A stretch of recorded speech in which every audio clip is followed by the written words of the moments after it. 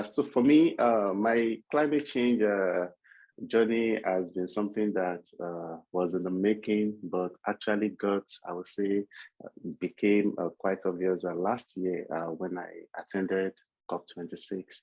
And even though I knew right away that this would be a major undertaking for me, but nothing really prepared me for the enormous nature of what I encountered in Glasgow. And from the long queues, sometimes you have to spend up to 1 hour before you even get into the main venue, to having to dash from one hall to another so that you can actually cover as more sessions as you can. It was quite obvious that the climate crisis is a very, very big issue that is also multifaceted and includes a lot of players in different sectors and affects millions or more across the world. And a very important lesson on collaboration for me personally from the conference was the fact that some of the best stories that I was able to write from the conference were those that I was able to collaborate with my colleagues to be able to put together. But we all know that while collaboration is actually a very popular buzzword that people throw around, that we mention in several conversations, this not if it were something that was easy to actually implement, we wouldn't be having this conversation to the end. But we have those that have expertise and experience on the subject of collaboration, and they'll be sharing their knowledge and providing us with tips, guidance, and more on how we are going to achieve this. So which is why I would like to introduce our panelists today. I'd like to start with Harry Surjadi, who is a veteran environmental journalist that is joining us from Indonesia. Harry, how are you doing today? Fine, thank you, Paul. Yes, and we are really glad that you can join us. And I would also like to introduce Imelda. Imelda is joining us from the Philippines, and Imelda is with the Health Journalism Network. How are you doing today, Imelda? Hi, Paul. Hi, everybody. I'm doing fine. Thanks for asking, Paul. And I'm really glad that you are joining us from across the world. If you have any questions for any of our panelists, please don't hesitate to use the Q&A option on the Zoom platform to put your questions. And at the right time, these questions will be addressed when we are having this conversation. And like I was rightly introduced, I'm joining you courtesy from the International Center for Journalists, where I'm serving as a community manager for the ICFJ Partner Howard Forum on Global Crisis Reporting. So without much ado, we'd like to start with Harry. Harry has a short presentation for us, and we'll take that first. Harry, are you ready for us? Yes, thank you, Paul, and also thank you for the organizer for having me. I will share my slide presentation. Wait a moment. Yes, this is my slide presentation. It's a short, only probably 5 or 6 slides. I'm talking about. I will talk about monitoring the climate change, how media collaborate with community and activists, or also with scientists to monitor the climate change indicators. Collaboration is something not new now. Since the pandemic, 2 years, more journalists collaborate to each other inside the current countries or with the other countries nearby. For example, the Southeast Asia Rainforest Journalism Fund of Pulitzer Centers. I was the regional coordinator for the Sea Rainforest Journalism Fund of Pulitzer Center here in Southeast Asia. It's supporting collaboration reporting proposal on rainforest and climate change issue related to forests. For example, I give you one example that already funded and already finished the reporting is the Climate Tracker Southeast Asia Forest Recovery collaborative journalism. 5 journalists from 4 countries, from Indonesia, 2 from Indonesia, 1 from Cambodia, 1 from Philippines, and 1 from Vietnam, and reporting to, I think it's more than 6 media. The Jakarta Post is Indonesian media, English Indonesian media. Suara Merdeka is local Central Java newspaper. Southeast Asia Globe and philipstar.com, Saigoners and Mogabay. And they produce at least 6 local stories and 1 cross-country collaborative story in text-based with multimedia element, videos or data visualization, and also podcasts discussion on the back of the how they did the reporting. This is the result. 5 journalists, Karisa Kafi, Siti Masuda Isnawati, Gea Katrina Cabino from Philippines, my home from Vietnam, and Joe Pachet. And this is their report, even published in VOA. It's also, I only show you just 6 titles of their report. Okay, that's an example of collaboration now been we can see it everywhere, including here in Southeast Asia, and I think also in Congo Basin, in Amazon also, they journalists reporting forest issues collaborate to each other. Related to climate change, media has limitation. They have limited numbers of reporters, especially who understand climate change issue or other issues related to climate change. Not so many journalists who specialize on the environmental issues, especially climate change or issue related to climate change. And now, because of 2 years on pandemic, media lack of funding to send their reporters to the field for several days. It's not enough if the reporters only go to the field only 1 or 2 days to cover the climate change issue. And the editors and the media itself lack of interest on climate change issue.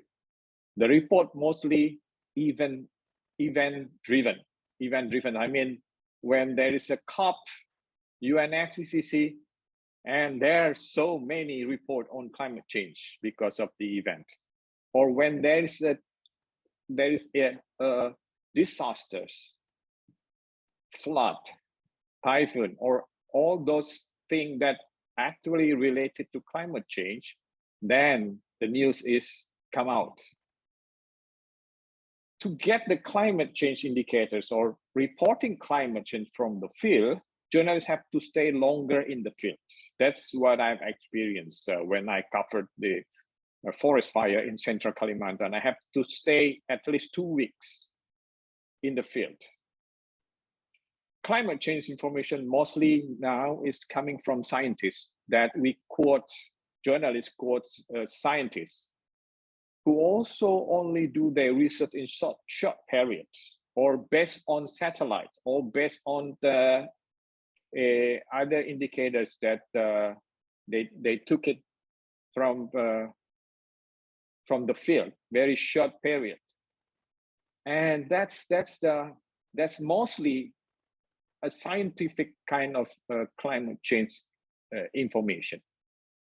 So I see there is a lack of social issues that related to climate change. That's the condition of the media. At least I see it in Indonesia and also in the Southeast Asia.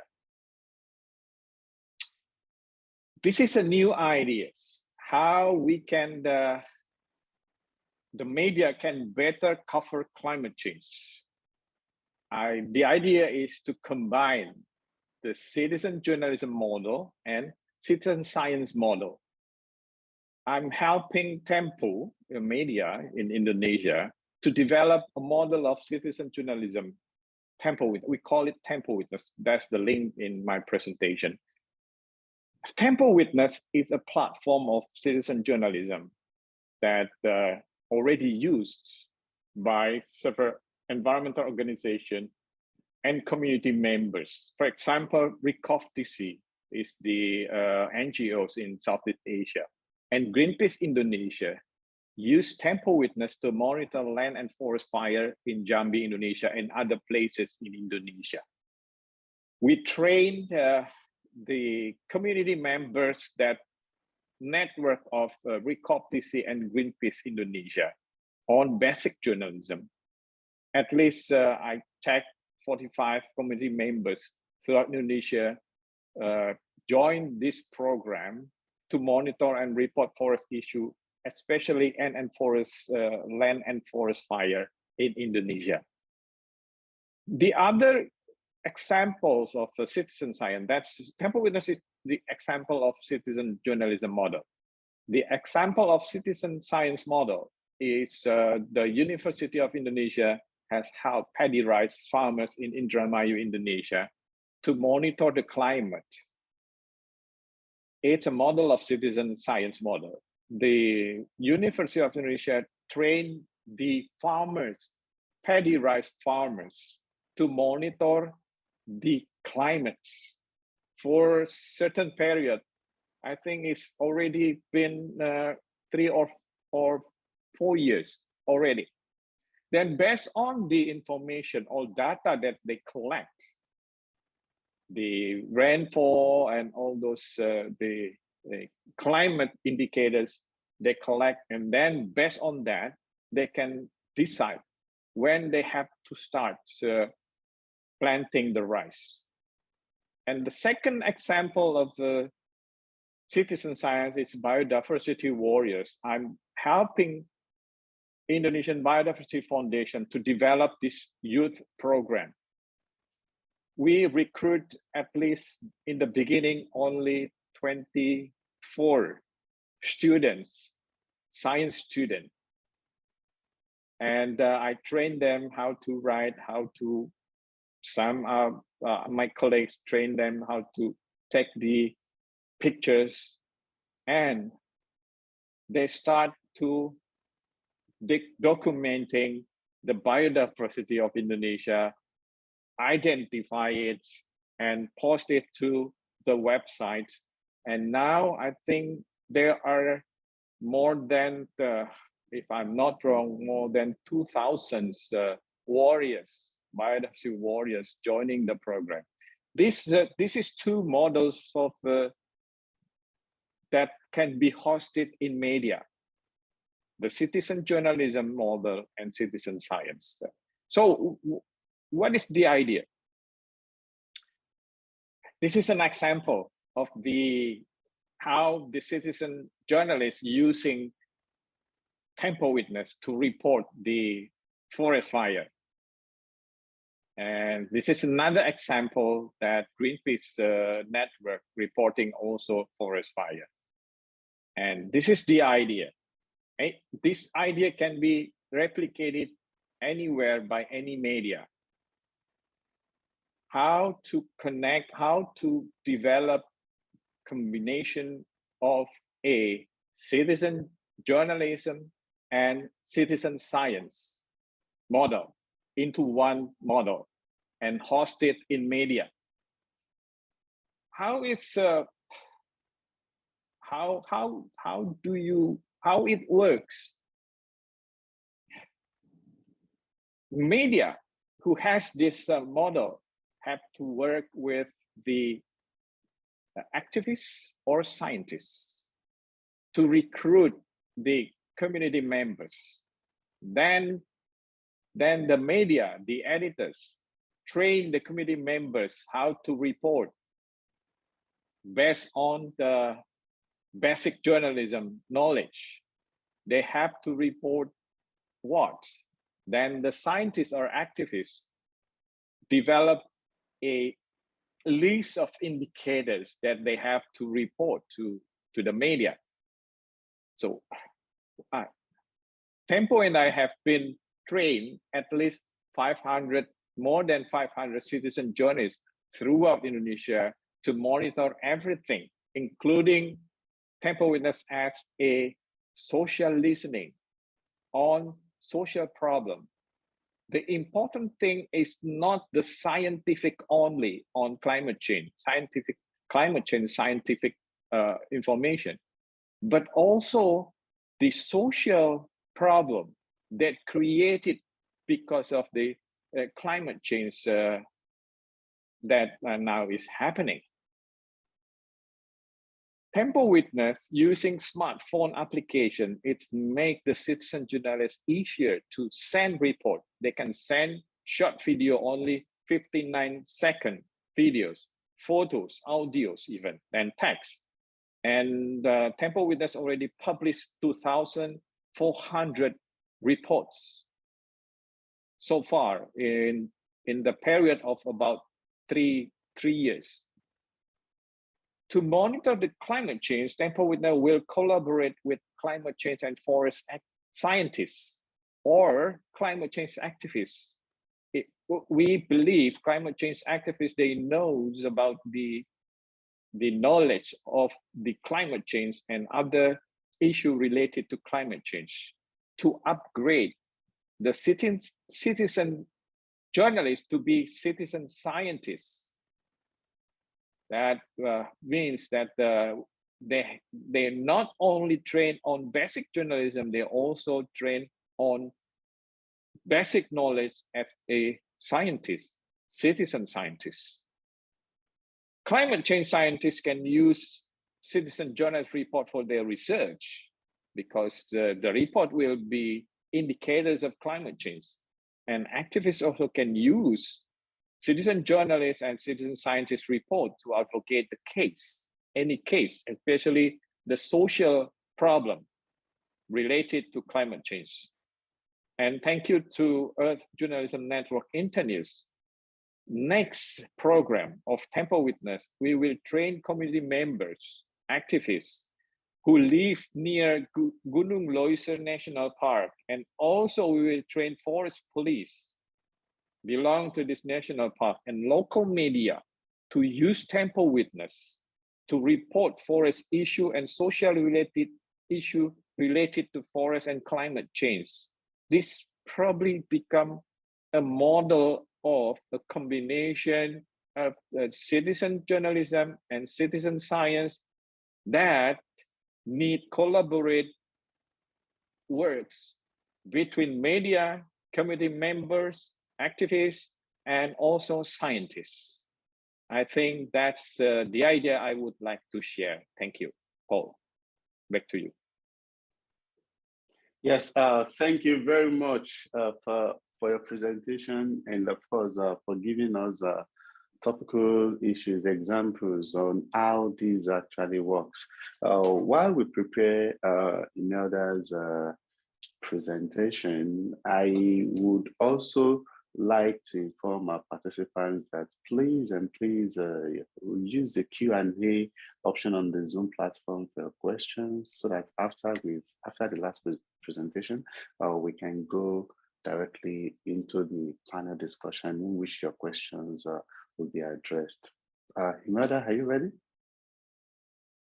Sure, Paul. Yes, you can go for it. Okay, thank you, Paul. And good day to all again. It's an honor to be here at the second session of Climate Change Journalism Conference. Again, I'm Imelda Abano. I'm the Senior Coordinator for the Philippines and the Pacific region of the Internews Earth Journalism Network, which is a global community of over 11,100 journalists who cover environmental topics. And our aim is to, of course, increase the volume and the quality of environmental reporting globally. So I oversee various media activities, story and media grants, mentorship, networking, and environmental projects in the Philippines and the Pacific region. And I can also see our EJN Senior Coordinator for Indonesia with us here, In our audience, Florence, our main, who will be working with Tempo, as Harry mentioned. Okay, next slide, please. Let me first tell you a bit about Internews Earth Journalism Network. Well, please check earthjournalism.net website. That's our website. So for, as you can see in the map, for over 40 years in more than 100 countries, Internews, it's a media development organization, has launched in 2004 the Earth Journalism Network, or what we call EJN. So we've trained nearly 12,000 journalists, mostly in Asia Pacific region, in a range of environmental topics, including climate change, of course. We've provided, as I mentioned, story grants, media organization grants, such as that with Tempo, mentorship, and other special collaborations to assist implement environmental journalism projects. Most of it are in developing countries. Next slide, please. Okay, so for me, as an environmental journalist and a media trainer for over 20 years, one thing is really clear. This is a new era in climate change reporting that brings a set of new questions for the journalism community. How can we best report on the issue? Or how can journalists help the audience understand the urgency and the complexity of the situation? And how can we best really collaborate to infuse climate coverage in all aspects of news reporting? Well, the good news is that we are seeing more and more journalists are eager to strengthen their skills in writing climate-related stories and adding innovative tools such as mobile reporting, the use of drones, mapping, infographics, and simulations in their reporting. It's good that we've heard of this innovative reporting techniques in the first session of this conference. And just to add to what my colleague Harry have said, I think that to impact the audience or readers and tackle issues as complex as climate change, newsrooms need to switch their mindset to leave traditional boundaries behind and just collaborate. This may seem like a daunting task, but I think collaboration does not have to be burdened to the newsrooms. And we've seen a lot of collaborative reporting on climate change, and we see that they remain authentic to their own voice and audience. Next slide.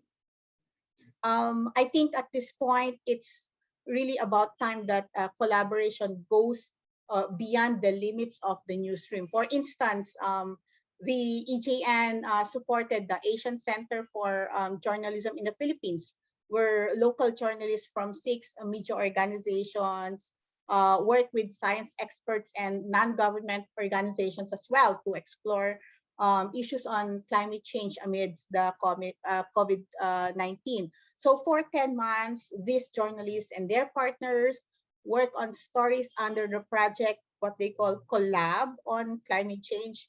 And they proved that it can be done even in the midst of the pandemic. So they've produced a series of probing stories or stories of hope and climate actions in their podcasts, online news websites, broadsheet, and TV. Okay, next slide. So I just wanted to highlight some special reports and collaborative reporting we've done so far. For instance, over the last 6 months, 20 journalists from 6 different media outlets across Asia have teamed up to produce 15 unique stories investigating who is, for instance, who is funding fossil fuel-based power plants and why. So while most tackle climate change, the topics covered here have included the For example, the continued use of coal or the coal investment, the fate of natural gas in East and Southeast Asia, or even the ongoing difficulties of renewable energy transition and more. So another one is the effort to monitor, investigative and report on China's Belt and Road Initiative issues by tracking projects currently under development and assessing the impacts they have on the environment. So we've produced a lot of series of stories under the Belt Watch project. We've produced with China Dialogue, for instance. It's a bilingual website focused on China and the environment. And of course, EJN's other partners, including the Equatorial, Mekong Eye, the Third Pole, and we often support grants and training for EJN. So we've also supported dozens of journalists under the Mekong Journalism Fellowship to support journalists collaborate environmental challenges or offering solutions for sustainability in the at the lower Mekong River Basin. And then there's the collaborative reporting on pangolin trade in Asia. So I'm just presenting all of these examples of journalists collaborating for investigative type or probing stories, because at this stage, I think collaboration is really the key on how we can best report on various environmental issues, specifically on climate change. And not to mention, there is a vast of resources available for journalists and media organizations out there. We just need to scout. Even the newsrooms as well can partner with other newsrooms, including international newsrooms who have been leaders in climate change coverage. So if I may add, since 2007, we have been organizing fellowships for developing country journalists to cover in person the UN climate change negotiations, as we aim to improve the coverage on climate change reporting and encourage cross-border or collaborative reporting. Some of the journalists have done really a wonderful collaborative reporting as well. Okay, next slide. I'm not really going to go into details because of the limited time, but I just wanted to show you some of the impacts of the stories we've supported. Most of them are really collaborative reports. So yeah. Next slide. As we write stories on climate change, or as we strengthen media coverage of climate change, I think it's really the top news and societal priority. The magnitude and impact of global warming and the rising sea levels is really challenging to communicate and to comprehend at a global and local scale. So what challenges journalists are facing in climate change reporting? So I've enumerated some of these, and I'm not going into details again, but just to let you know that, of course, as we know, climate change is a new concept for most journalists, especially in the developing countries, and communication gap between scientists and media really needs to be improved. Not to mention that there is really a lack of training or resources, even resources like local experts, data, or information. Okay, next slide. Well, there are a lot of stories to be explored, like coal, oil, gas industries. That's apart from, of course, climate change topics. Again, the rising seas and communities, especially in the Pacific region, we need to put solutions forward to prevent or to adapt and adapt to climate change. And of course, the health and the pandemic issue that we are exploring as well. So at this point, I think I'll invite all of you to check the earthjournalism.net website and become a member of our growing community of environmental journalists and benefit from our vast journalist resources and opportunities. Okay, thank you. Yes, thank you very much, Imelda, for that presentation. And we have a third panelist, Rainey, from the Fourth Media. And while we set up Rainey's presentation, I would like to engage Imelda and Harry briefly. You've all shared your different perspectives and experiences on fostering collaboration. And the first question I have is this: collaboration, the way it's being presented presently, that seems to be when two or more journalists work together, seems to be something that is elaborate and extensive and is usually expensive to push out. So how do you think we can actually downsize the cost and the extensive nature of collaboration so that it's something that is easy to implement? So I'll start with Harry, and Imelda can share our thoughts on this also. Harry, what do you think? Yeah, it's with this internet, to form a collaboration is easier than if you imagine we have no internet, then it will be very difficult to get partners to collaborate. Even in the same countries, it will be difficult. And the organization such as Earth Journalism Network and political centers and all those journalist organizations is usually take the role to outreach some journalists who are interested in one topic and get together to create a proposal for reporting. That's the way that if you want to do it, and this is the role of this organization in the region or globally. Earth Journalism is global organization. Political Center is US, but now they expand to global the global world, and most of this organization provide funding for that kind of reporting. And Political Center really encourage this model of collaboration, bigger collaboration even. The Political Center will provide the grant. Political Center has 3 different regions: Southeast Asia, rainforest in Southeast Asia, Congo Basin rainforest, and Amazon rainforest. So even in these 3 regions, journalists from 3 regions can do the similar topic of reporting funded by political centers. That's the role, how you form the collaboration. Thank you. Imelda, what do you think?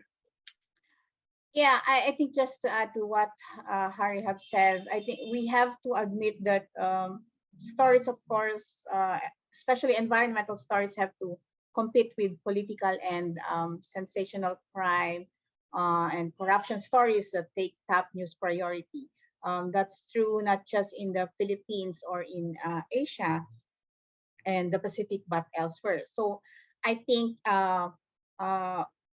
it's good that developing country journalists need to find ways on how to make, for instance, climate change topics sexy and bring it down the science to a level that can be easily explained on television or radio using local language, for instance.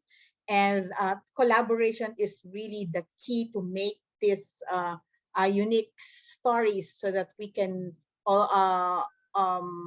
we can also speak to people about climate change through their values, which really makes sense. I think it's really, climate journalism can really play a much more important role in painting the picture of, for instance, how a post carbon economy might actually work. I think there's a lot of point there on journalists on how to collaborate their stories in the process. Yes, thank you very much. And there are still several questions, but I think it's better we take our third panelist right now. So allow me to introduce Rainey, who is joining us from Malaysia and is with the Fourth Media. Is Han ready? Yes, I am. Yes, thank you very much. So we'll take Han's presentation and we'll take the panel discussion forward after. Great, thanks, Paul. Hi, Harry. Good to see you. And if it looks like I am crouching in a dark van in the middle of a dark car park, being creepy, it's because I am. I'm really, really sorry. There was a personal emergency. I had to attend to it. I'm in a hospital. And yeah, I thought I'll just take the call in the hospital. It'll be nice and bright. And then I forgot one thing, which is COVID. So I'd have to have my mask on. It doesn't work. So now I'm in a car park. So yeah, if you happen to be in a KL hospital car park and you see somebody weird, it's just me. I'm not, yeah. So anyway, I'm gonna share my screen right now. And my apologies to the organizing team. I'm so sorry. And thanks for accommodating me. Oh no, this is not the right screen. 1 second. Let me try that again.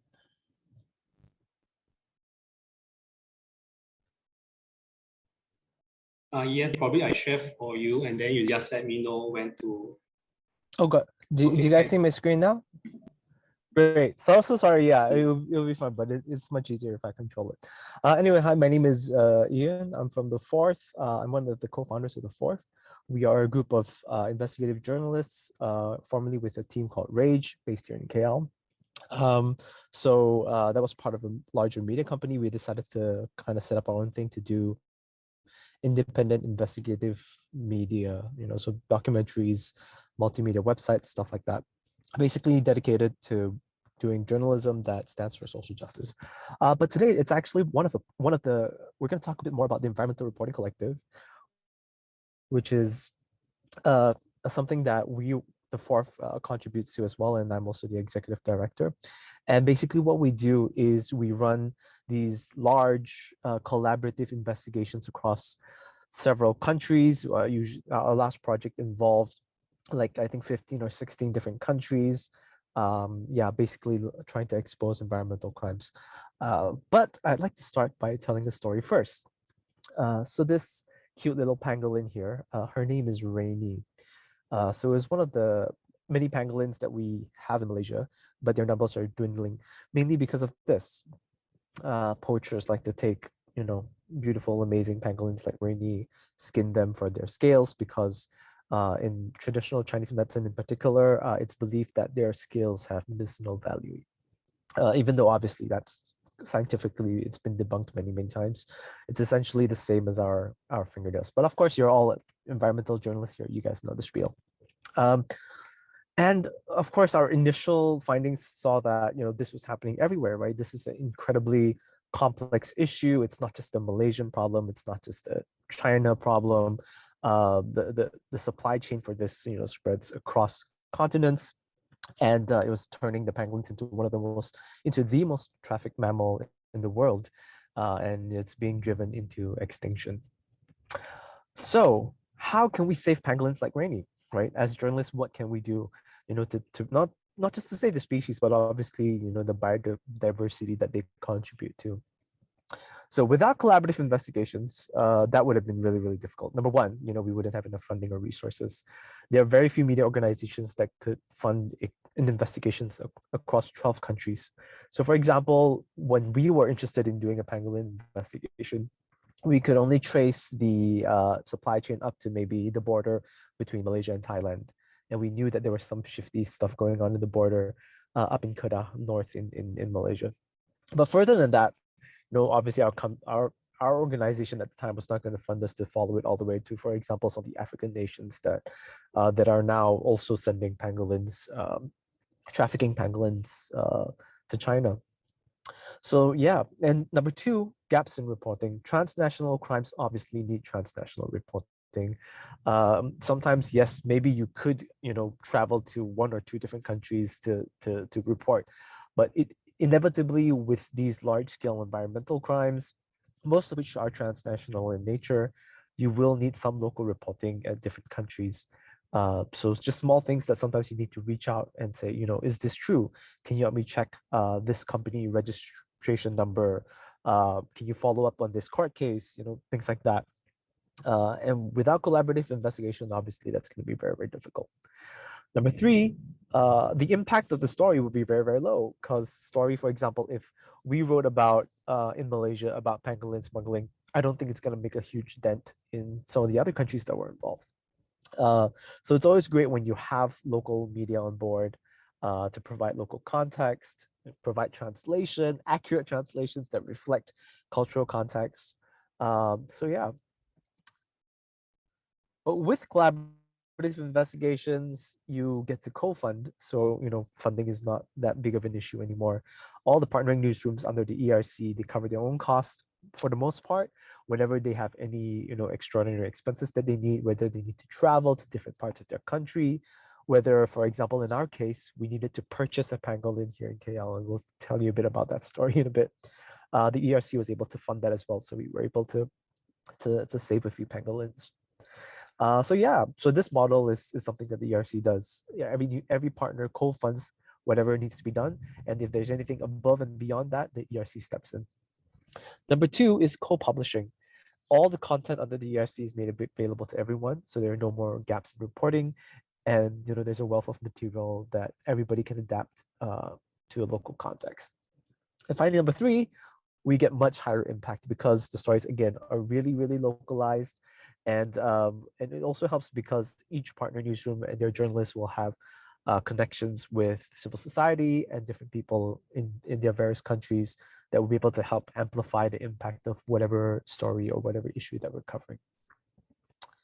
So for example, I'm going to give you a quick, for the pangolins, we were able to get content like this, like an investigation done from one of our partners, Myanmar Now, in Myanmar, that was able to go undercover. Some of the footage is here to the markets to see how pangolins were sold there.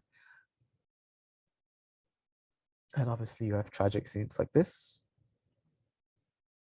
Okay, so, and again, we had partners, again, over a dozen countries working on this.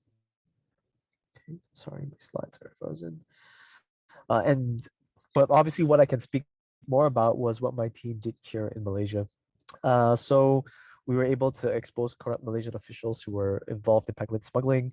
And this, in fact, the Malaysian Anti-Corruption Commission issued promised a probe into this to try to weed out whoever was involved. The Inspector General of Police here as well, the top police official in the country, also ordered police officers in the north who are facilitating drug smuggling between Malaysia and Thailand for them to be looked into as well. And I think we also offer different types of skills to the table whenever you do collaborative journalism. So for example, my team, we are more, we focus on, again, investigative media, documentary production. So we're able to do documentaries like this, where we went undercover and found out how the smuggling syndicates in Malaysia, they were actually using bus drivers, public interstate bus drivers, to move the pangolins across state borders, which is actually quite ingenious. And in this case, we also created an illustrated investigative storybook because based on what the activists were telling us, it's very hard to change the minds of the older generation in Malaysia. And again, this comes down to getting high impact through local connections with local journalists and local activists, right? So they were saying it's probably a waste of time trying to convince older Malaysians that, especially Chinese Malaysians, that pangolin scales don't work. So it's time for us to shift our activism and our advocacy towards younger generations. And also, if you look at the bottom right here, there's a slide that says no pangolin recipes. Again, this is something based on local insight, right? It's better to tell people who use traditional Chinese medicine what the traditional Chinese medicine alternatives are to pangolin scales, instead of telling them that pangolin scales don't work, right? So we'll give them other sustainable kind of alternatives, like other types of herbs and plants that they can use that are actually enshrined in traditional Chinese medicine practice that has the same effect as pangolin scales. So you don't need to hunt pangolin scales anymore. Of course, along the way, the great thing is we managed to save 3 pangolins. We named them Rainey, Randy, and Raymond, which was obviously nice. Our latest project under the ERC is called Oceans Inc. I hope you guys check it out. It was a cross-border investigation of crimes in the fishing industry. And so we worked across about 15 to 16 countries, a whole bunch of news organizations involved, like Rappler, Initium, Tempo, China Dialogue, Manga Bay, and so on and so forth. And so what we did was the ERC, the role we play is not just to facilitate and to convene, but also we do a lot of content production. So this website, we built it just to contain all these different stories coming from around the world. I'm just going to play you a quick video which kind of encapsulates what the project was about.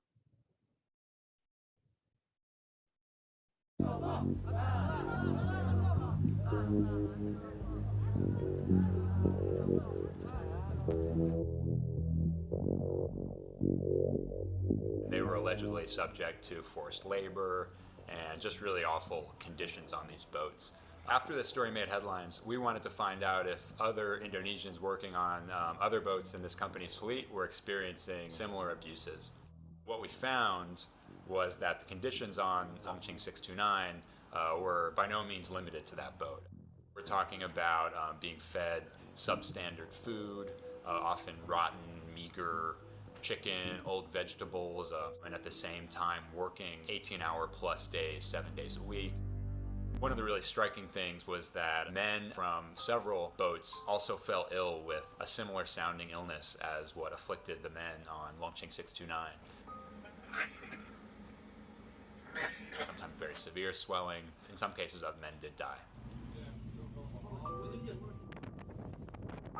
So far as we know, the fishing company has not faced any repercussions for what happened. There's some say that the company has gone bankrupt, but that's not confirmed, so it remains to be seen whether Dalian Ocean Fishing will resume operations anytime soon. Okay. So I do hope you check out that story on our on the URL that you see on the screen here. I'll put the link in the chat later as well.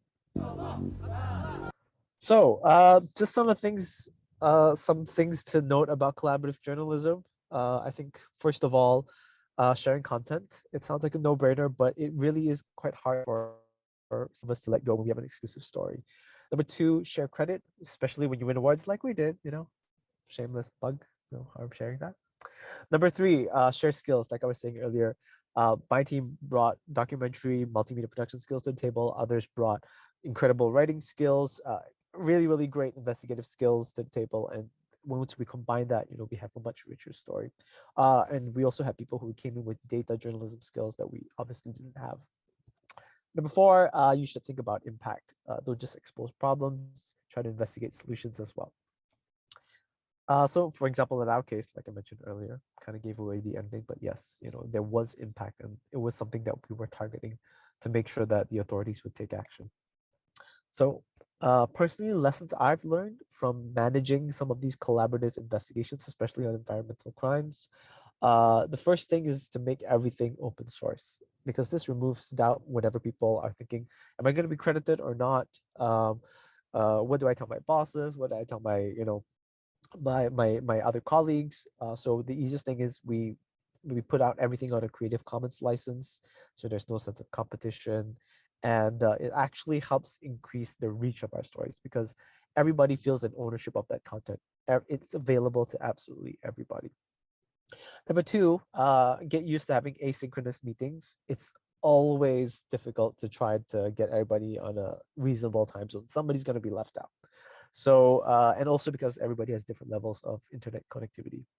So we try to use basic apps like WhatsApp. Slack can be a bit heavy, and Google Docs. But yeah, try to keep them as basic as possible. So you try to create weekly agendas, action points, and then you use these different apps to follow up and get feedback. Basically, yeah, don't try to get everybody together at the same time. That's almost impossible. Number three, be empathetic. Not everyone is working under the same circumstances. For example, today I am working in a hospital car park, and I hope you guys can empathize with me. But it's the same in the couple of projects that I've done with that involved collaborations. Um, some people, they get to spend their entire time on that investigation. Some people, they're juggling three other things, and their editors are not going to let go easy on them. So if they kind of miss a deadline here and there, be understanding, be empathetic. And that leads to number four, expect delays, especially, during a global pandemic. That delayed our Oceans Inc. Project by about 6 months. So that was crazy. I'm not going to do this because I think we're running out of time, but basically it all starts with partnership and collaboration, and we make our way out towards, getting these issues into the consciousness of the community. How can we collaborate? The easiest thing to do is take our content. It's all there. It's all free. It's all in Creative Commons license. Go to our website. Whatever story you see there, you can translate, adapt it. Just don't put it behind a paywall. That's all we ask, and credit it back to us. Other ways you can work with us, we give out collaborative reporting grants. So if there's any cross-border issue that you want to work on, and somebody else at the other side, of that border that will work with you, you can apply for this grant. We also do training grants, and again, in the spirit of collaboration, once you get this grant, you can organize the training for yourself and your organization, but you have to make it open to everybody else in the ERC network to join as well. So it has to be at least a hybrid session where people can dial in online. Also, on the fourth side, we are launching cross-border investigations as well. We are looking for partners. We are giving out funding too. So if you're interested in working on the fourth, especially for investigative documentaries, let us know. And that's it. Thank you so much, everybody. Let me know if there's any questions. Yes, thank you very much for that, Han, and we are really glad that you could join us to share those highly important thoughts with our participants. So we go to the interactive session. Already, some of the questions that have been asked using the Q&A platform have already been answered by our panelists and experts that are also working behind the scenes. So please do not hesitate to also reach out with as many questions as you have. I think Ian and Imelda touched on this. I would like to bring both of them in on this question that I have, which is the issue of aligning priorities. When we talk about collaboration from one journalist to another and from one media organization to another, how do you align individual partners' priorities so that everybody knows that this is actually a top issue for them and they can be more committed towards it because it's a major priority for them? I'd like Ian to catch his breath a little, so I'll start with Imelda. Yeah, thanks on that, Paul. A very important question. I think, yeah, that's true. Cross-border collaboration really would be vital for many of the climate stories in the future. And I think there are a few factors that are really important for effective climate reporting and the importance of prioritization. We're seeing in collaborative reports, first, it should be a narrative storytelling or telling the stories of individuals, pulling out the visuals and showing people what really is happening would be crucial in creating the desired impact of the stories. Data visualization and infographics as one. Stories should be mobile friendly and easily shareable on social media. In terms of funding, really there are a vast of funding out there. You can visit our website, earthjournalism.net, for ongoing opportunities for journalists.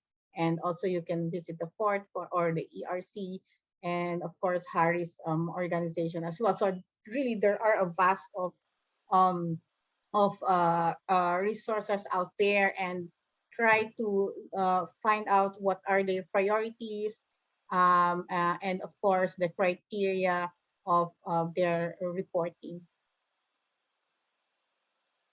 Here, Thanks for letting me catch my breath, Paul.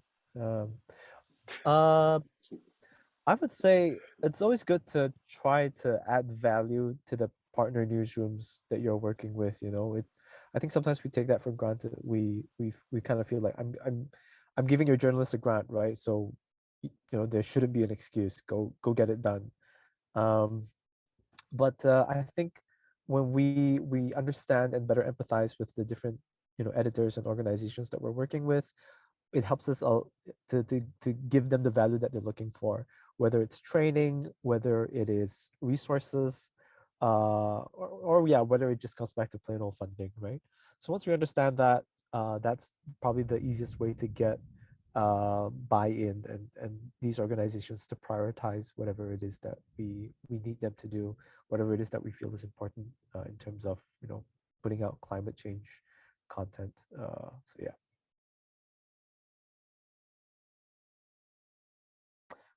Paul, you're on mute. yeah, thank you. So Harry, I'd like your thoughts on this issue. We've had some of the biggest reports in journalism generally have been products of collaborations.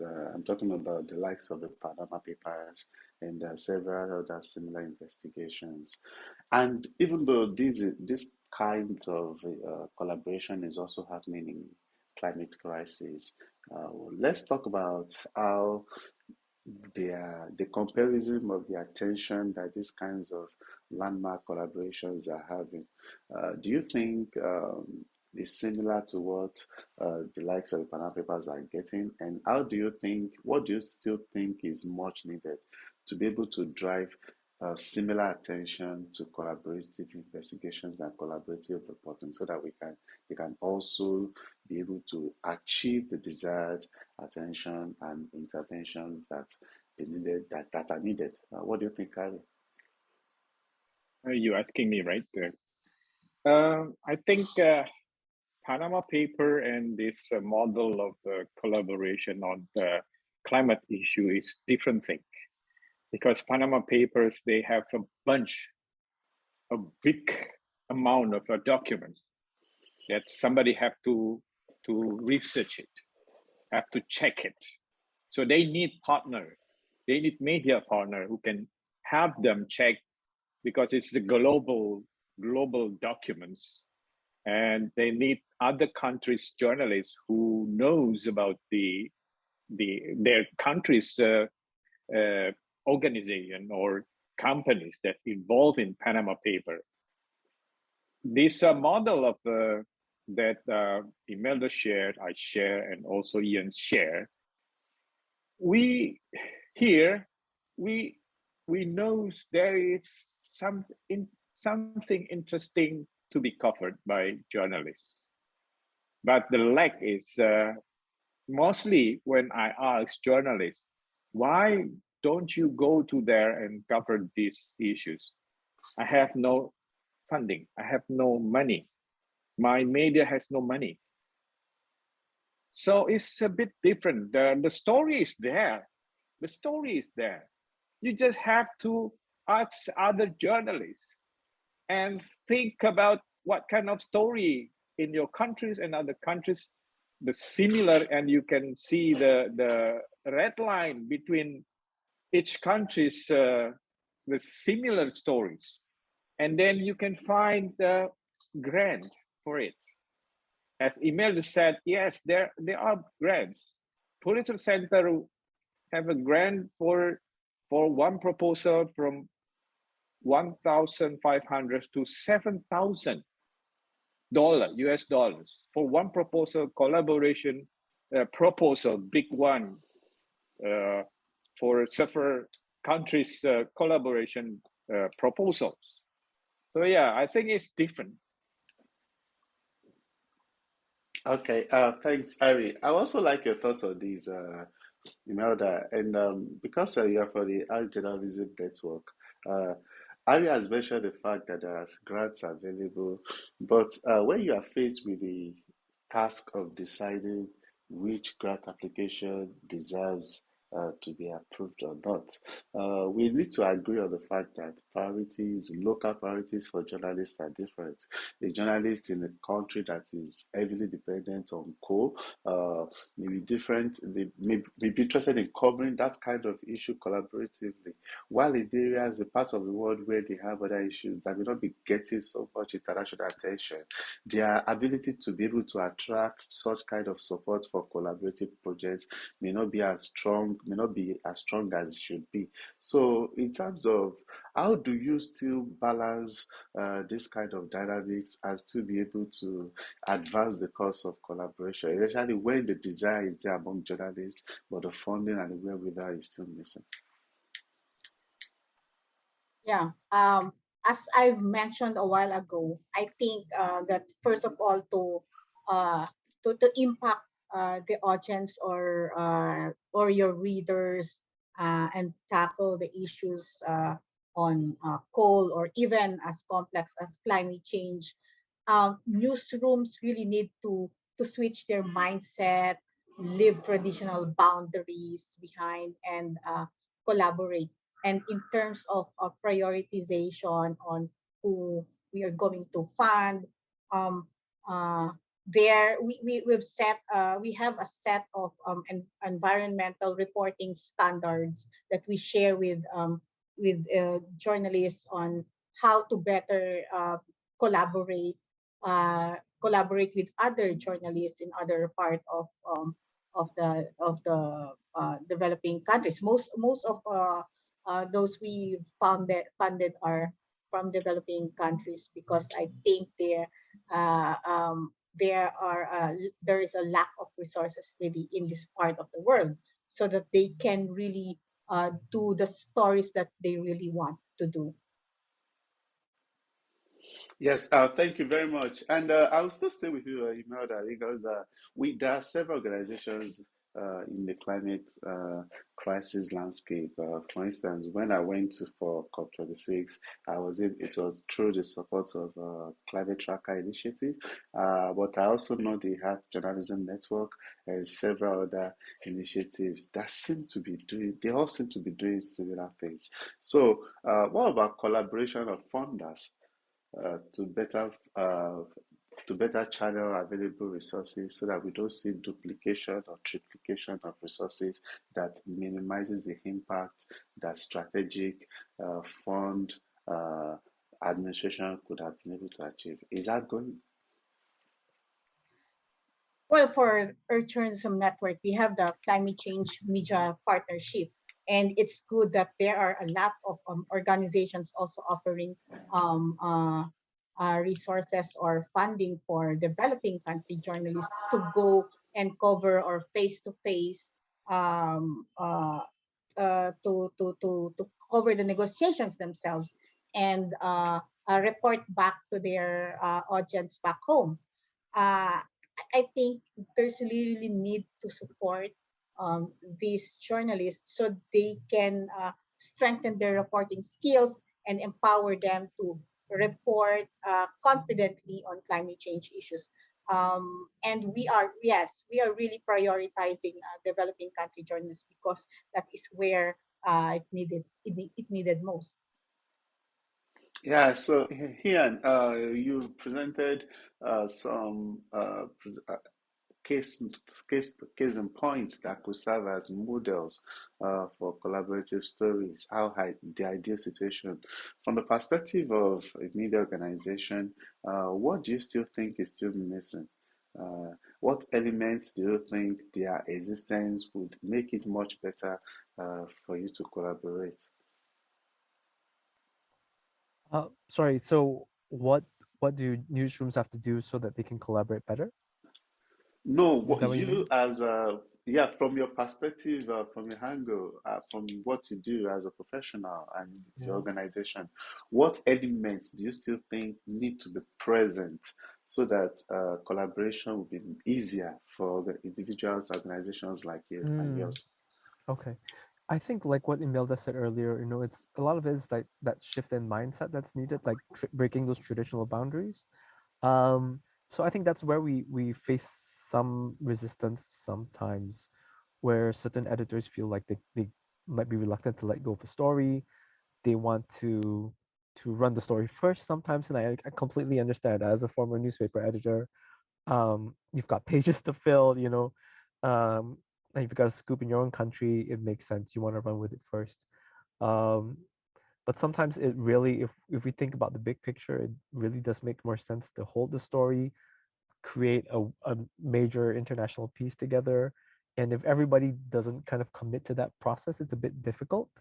And then you might as well everybody just run their own piece, and there's no cohesiveness. We don't show that bigger picture. So it's a lot of it is a balancing act, and sometimes as the manager of such a collaboration, you have to there's a bit of give and take. Sure, you can run parts of that story, go ahead, but let's not try to compromise the larger investigations that's taking place here.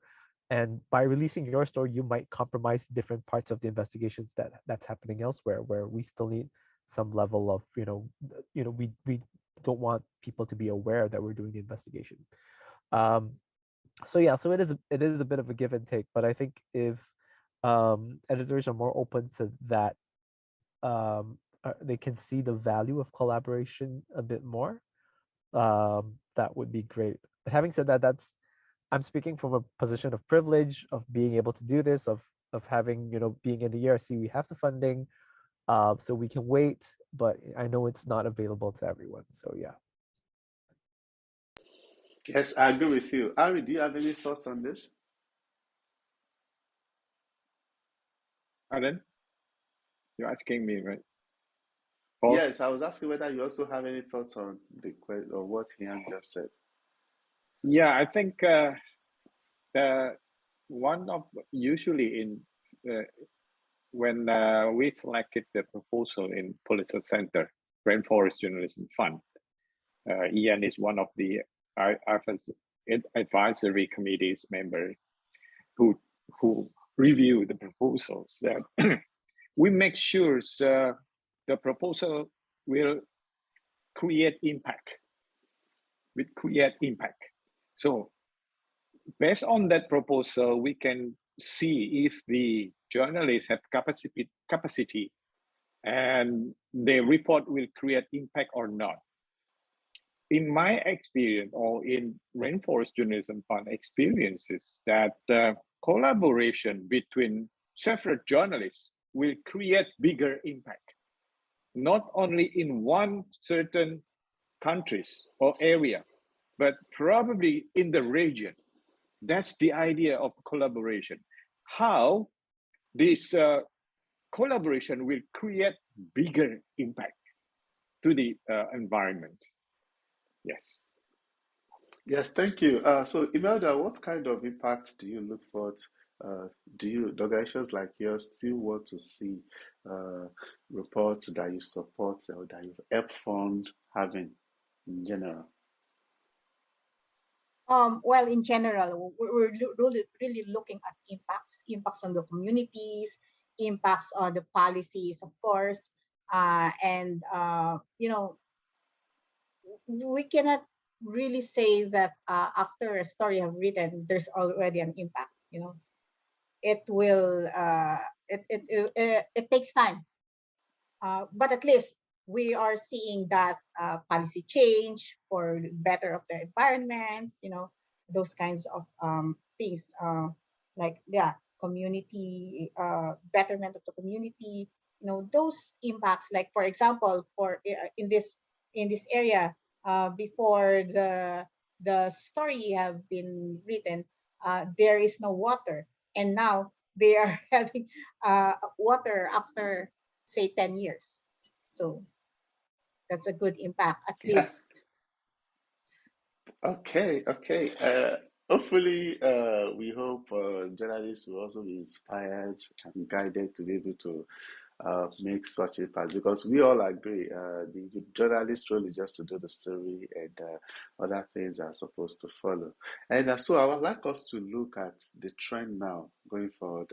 Where do you see collaboration in climate crisis reporting extending to? What are the trends are you seeing?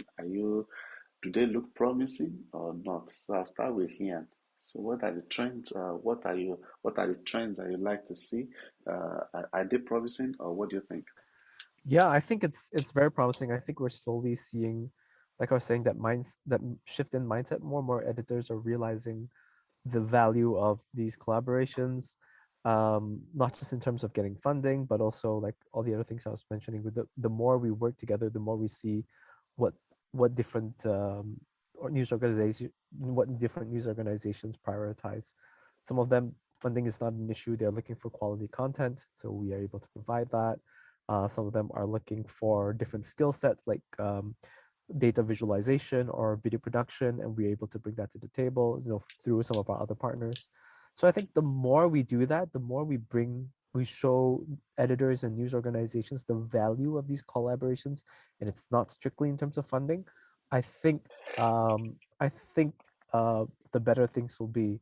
So I think I've only been in the ERC for like a year or so, so I'm not trying to toot my own horn, but I think the ERC has done a great job in doing that. The previous executive director and the board there have done a great job convincing everybody to do this insane investigation on pangolins across borders, and so yeah, I think those are the first few steps, and the more we go on this trajectory, the better it is for journalism throughout the region and throughout the world. Imelda, what do you think? Yeah, I think collaboration would be vital for many of the environmental stories or climate change stories in the future. And we've mentioned a lot of factors that are really important for effective collaborative climate reporting. And we're going there. It takes time, but we are going there. So the great Harry, what do you think? Yeah, I agree with Imelda and Ian. But in the next several years, I would like to see also the media not only collaborate with other medias or journalists with journalists, but probably they can collaborate with the activists, environmental activists, because they have knowledge. They have a network with the communities. Community is important in terms of climate crisis, because they will feel, or they will get the impact first. So the idea is media should also collaborate with other parties, with NGOs, with communities, and have the communities understand the climate change. The model of citizen journalists and citizen science, it will increase the knowledge of the citizen journalists on climate change issues and other environmental issues. And on the same time, they will report everything related to climate change. And the media will get the content. And the content can be used by scientists and also by activists to advocate the case. That's I would like to see in the next 3 to 5 years. Thank you very much, Ari. And I think Ari is a great advocate for citizen journalists' roles in the climate change, in the climate crisis landscape. I think that's a conversation for another day. So, Imelda, what are your last remarks? Well, I just want to know, for everybody to know that the Air Journalism Network is there to support journalists from developing countries, and we are here to support you in terms of story grants, media grants, mentorship opportunities. Just check the earthjournalism.net website for future opportunities, and yeah, become a member. Ian? I think everything that had to be said has been said. So I guess I'll just leave. If there are any editors here who have not worked on a collaborative project before, I strongly suggest just give it a try. Just yeah, there's no time like the present. There's plenty of opportunities around. In fact, the ERC is going to be launching we're going to be convening soon to decide what our next flagship project is going to be. That means, we've done the Pangolins, we've done Oceans Inc. in terms of environmental crimes on, in the high seas. So our third project, we're going to figure something out soon. If you want to collaborate, just, yeah, even if it's a small part, even if you're, whatever skill you have, whatever resources you have, bring it to the table and get started. And if it doesn't work out, it doesn't work out. Like we said, we're very understanding, we're very empathetic. It's part of collaboration. People will drop out, no issues at all. But at least you've given it a try, and you get into that mindset of sharing content freely and radically. Yeah, so that's it. Harry, do you also have any last remarks? Yes. Pulitzer Center, please check the website. Pulitzer Center Rainforest Journalism Fund accepted especially collaborative proposals between the certain different countries or inside one country's different media. And it's no deadline for the proposal. It's a rolling kind of a deadline. So anytime you can submit the proposal, please. We need the proposal to create better environment in the area. Yes, thank you. Yes, thank you very much. Talking of links, I also want to thank everyone that has been on this panel. And like I was introduced, I represent the International Center for Journalists, especially, and I've managed the forum, the ICFJ Pamela Howard Forum on Global Crisis Reporting, in which we connect journalists with resources and experts to be able to expand their capabilities to report on different crises, especially the climate crisis. So if you want to be part of what we do, check us out on Facebook. We have a very vibrant Facebook group, which you can just easily access via the link that I put in the chat box. And I also want to let you know that there are several other sessions that we'll be holding, and I encourage you to attend as much as you can, because knowledge is an accumulation of information that we are getting from different sources. And as it is obvious, and this seems to be an exciting time to be a climate crisis reporter, because there are a lot of information, lots of resources, and organizations like the EJC and several others are available, and the Pulitzer Center are available to support you in order to be able to do top quality journalism stories. And so I just want to thank you very much for making our time to be with us today. I want to thank the organizers for putting together an engaging and vibrant panel of experts. And I also want to thank all our participants that have asked questions that have been answered already, for their contributions. It shows that this is a conversation that we want to have and will continue to have it. So thank you very much, and have a very good and very vibrant eSummit. Bye from me, and thank you to all my panelists, and we'll see you sometime very soon. So have a great day.